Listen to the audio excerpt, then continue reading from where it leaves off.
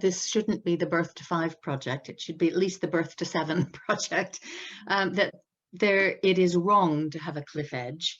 And one thing that we've looked at in terms of how do we look at typical development age stage expectations, but not thinking as expectations, but what might many children do.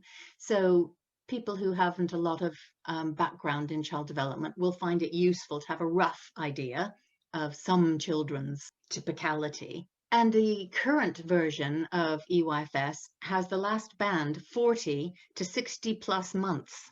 So you're 3.5 to over the age of 5. Well, 60 plus is not really getting you to the end of the EYFS, where they might be 71 months. They're just a month short of being 6.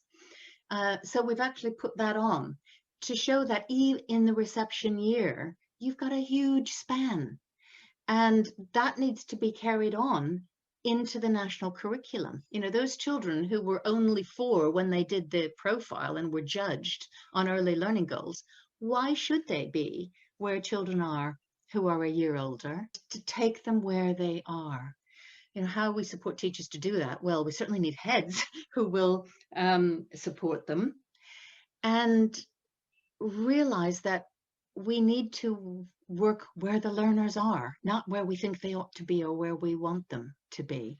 One thing the government has said about the early learning goals is that they are not the curriculum. And, you know, that's in some ways useful. They've said it's only a check at the end.